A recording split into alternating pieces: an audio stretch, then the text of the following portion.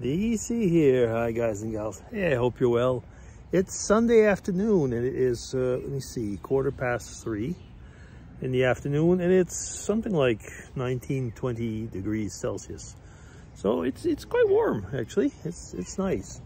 There's just a nice little breeze, which makes it, just very agreeable.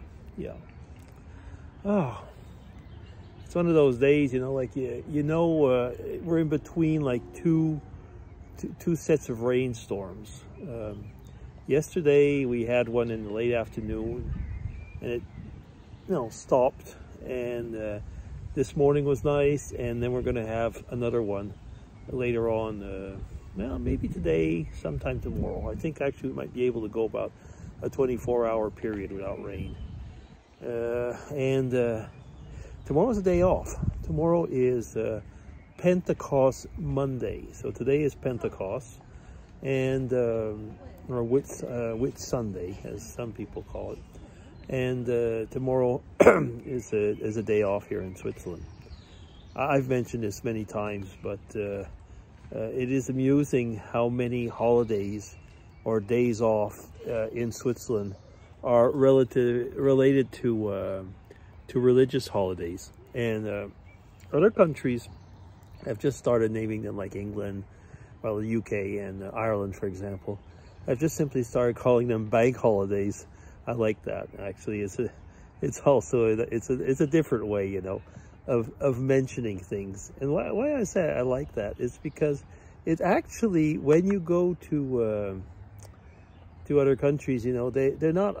I was almost going to say over here we keep that religious connotation, but it's not real. You see what I mean? I mean, I don't mind. I actually enjoy it, having a religious connotation, if it be Ascension and so on. Being myself, a church-going person, so a Christian. But, for most people, as I've often said, most people don't care what it's called. It's a day off. And in the UK or Ireland, that's what it was. Over here, though, we are getting to be more and more, at least in the part where I am, there's a lot of stores that are open on those days off, and actually make a good business of it. It's amusing. It's like it's like playing hooky. So people like going to the stores over here on those days off when it should be closed, because they feel like they're playing hooky. Oh, yeah, let's go get that. But, it's no different to any other day. When I was working in Ireland a lot,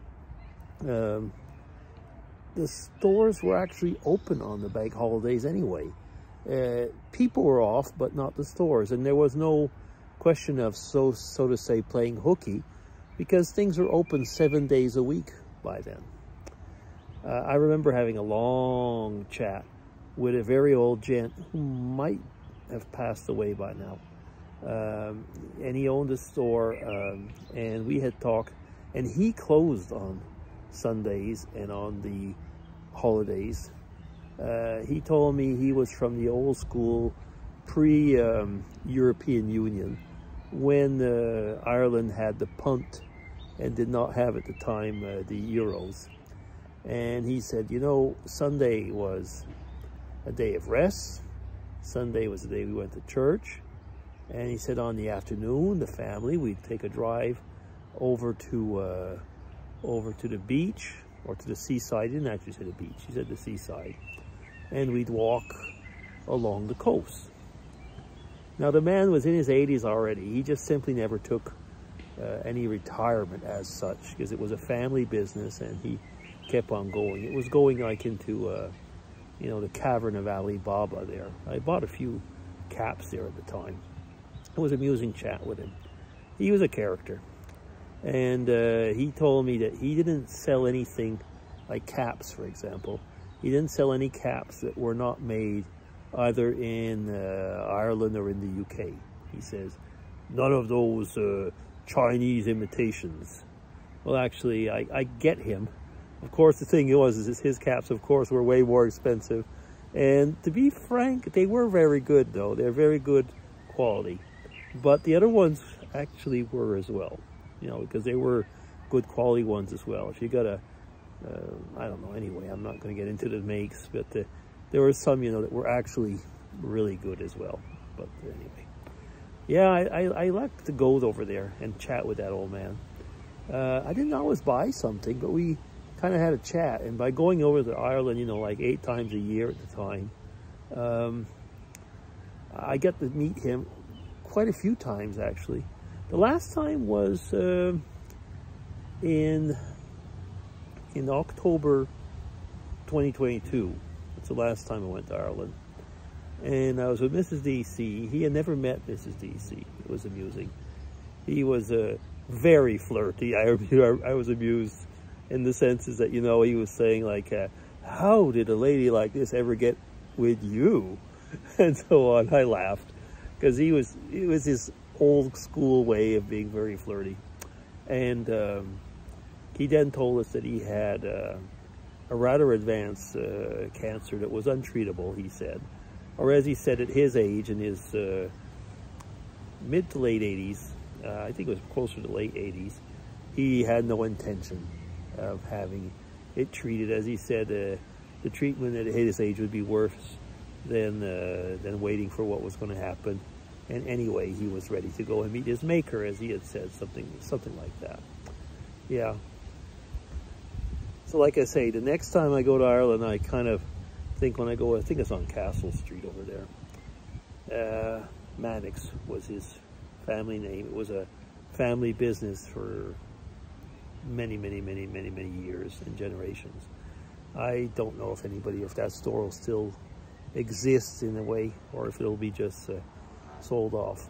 Anyway, that's not so important for you guys, but it's sometimes, you know, some type of memories that come up to me, and I look at, I'm on a Facebook group with different news about Cork, different type of news, and I kind of look at things coming up, and I think like, oh, well, next time I go there, like there's a wine bar that opened on one of the streets that I was on often, and I thought like, okay, and I read where it was, and I said, okay, that's something that I'll visit, and you know, making plans. But it's very different.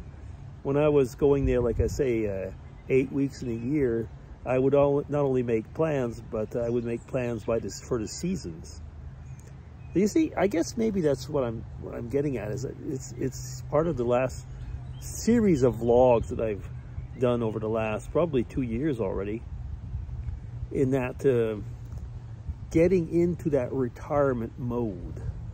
You know, less money, so less travels. And anyway, most of my travels were business travels, so I was not paying for the planes or the plane trips or the, you know, basically I was not paying for a large part of it, except for my hotel nights that were on my own. I mean, of course, I didn't have the company pay for my own weekends. I'd usually go and throw in a weekend there, so that was my own cost. But you know, that was not a negligible cost either. But I was still very careful. But it doesn't matter. I mean, you know, once you're retired, you have to be even extra careful. There is one thing though, is that it's just such a pleasure to, in a way, to be the master of your own time, or pretty much so. Because I like to laugh, and people ask me, well, how is it for retirement? I said, well, I've changed bosses. My boss, I live with my boss now, and they laughed. Usually I get this kind of comment is, you actually always worked for her, you just didn't want to admit it. Yeah, anyway. This morning at church, I'm changing tack because it's over 9 minutes. I was going to say this morning at church, I had to help out. I was the one that filmed the service, so to say, or videoed the service, I should say. It was no big deal. Basically, it was pointing the camera on a tripod and being certain that that the record button had been pressed. Yeah. So like I say, it was no big deal. And I wasn't even asked to do the editing, which I could have. So it was really, I thought, like, you know, it was, like I say, really no big deal, but it was good to do something like that. Yeah. And I'm up to 10 minutes, so I guess that I will say goodbye and hope that you're all having a good Sunday or a great Sunday.